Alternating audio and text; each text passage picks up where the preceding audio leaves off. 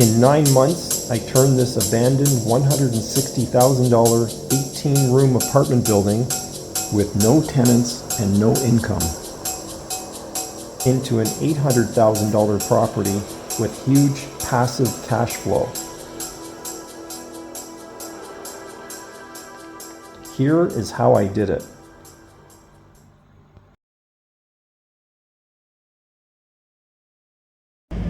So here we are. I marked where the hinges go on the edge of the door, and I just cut a little notch here and a little notch here, so we have a start and an end place. And now I'm just gonna shear off a little bit of the plastic so that the hinge can lie flat. Of course, there's lots of little flies today. This is to drive me bananas. There's no magic to this. I just don't want to cut too much off, so going slow.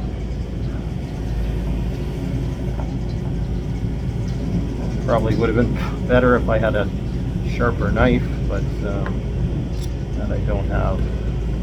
So I just grabbed another hinge to test it out to see if I've gone deep enough. Still feels like a little lump, so I'm pretty sure it's not, but this is the idea, that the hinge sits in here like this. So it looks like I've made it wide enough, which is fine, but I can see from this edge that it's still not sitting completely flat. So I'm gonna carve away a little bit more and try to make it as flat as possible. I've completed putting the notches into the plastic on the doors so that they fit nice and flat. Now, because they're brand new, I think I'm going to make some pilot holes so that I can try to get the screws right in the center. Since it's a brand new door, it'd be nice if everything was lined up properly.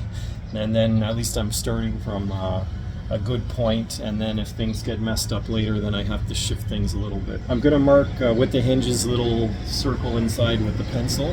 I'm going to use a very tiny bit and just punch a little hole in there so that the screws go in, at least get started in the right spot.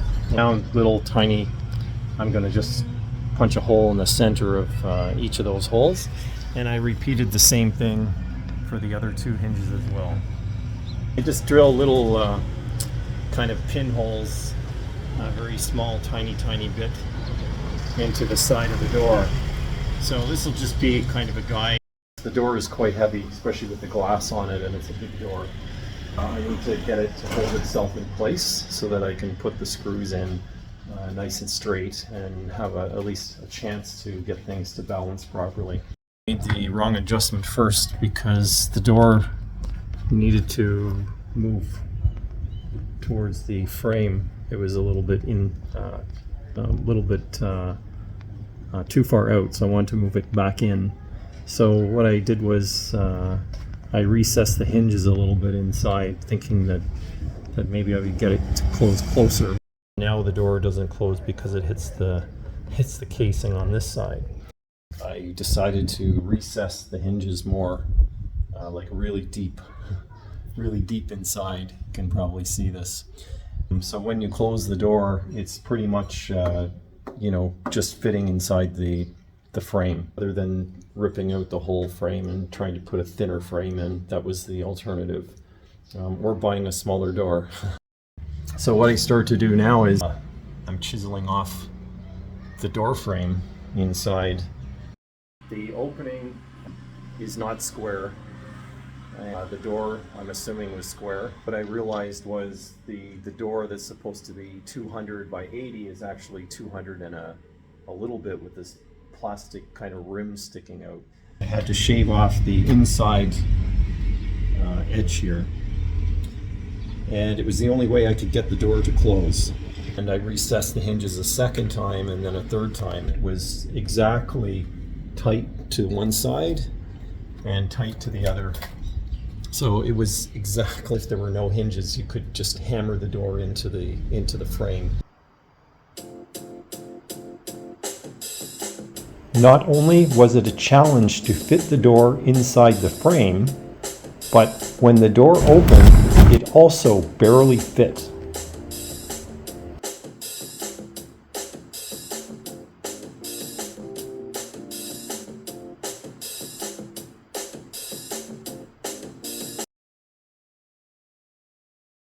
In front of the building on the left side was a Thai spirit house sitting on a cement podium.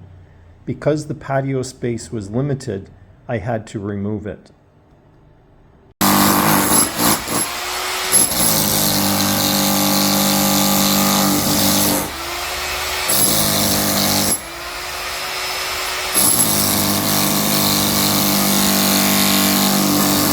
Well, it's been a real mess to clean this thing up.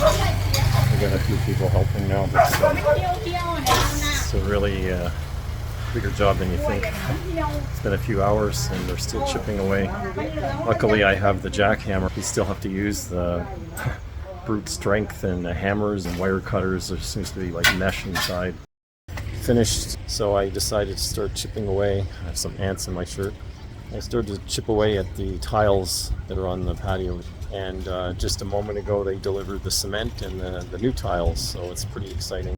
This one now I realize is some kind of an extension, because when I get to the middle you can see there were tiles put in between.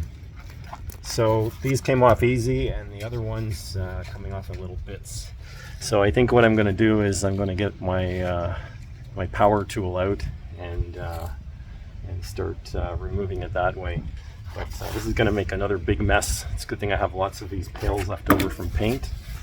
And what I'm going to do is strip off these rows because there was an odd piece here. And I'm going to try to keep these three so we have like a walkway style. So it's going to be a pretty big job, but I think it's better than having a patch over there and a patch over here.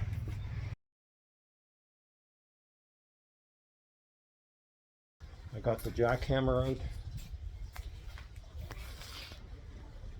and I'm lifting the tiles. It's a little tough around the edges, but probably have to do more manual work. But anyway, the top part comes off pretty easy. You can see behind me, finally finished clearing all the glue or whatever it was in the tiles from the patio area. But I still have a bit of cleanup. I have to make sure that there's no bumps, and then after I'll vacuum and clean everything so there's no dust. Otherwise, as far as I know, cement doesn't stick to dust, so I'll try to make it as clean as possible. This is the second round. I filled about 80 of these 3-liter pails of, there were paint pails left over. So that's quite a bit. Try to make it nice and clean. I also cleaned off the front. There were tiles on the front. It's still a little rough in this area, but I plan to just cement it or plaster it.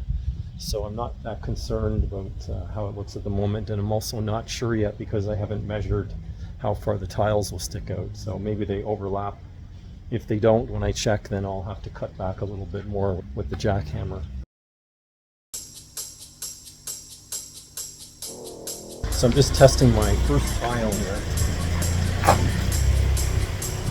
I want to make sure there's enough space for the glue, and also the spacing for when it gets to the end of the patio. But just line it up with the previous tiles. I'm going to lay a few more of them. I laid out 6 tiles. First I went right to the end, and it looks like there's a lot of overlap at the back side there, the front I guess you call it. So I may end up cutting some off, otherwise it's going to be a lot of cement to fill it in, but let's see. So right now I'm more concerned about do I still have slope? So I check the level here, and this part will have to go up to the level of the glue. Just hold me tight and don't let go. Hold me tight and don't let go.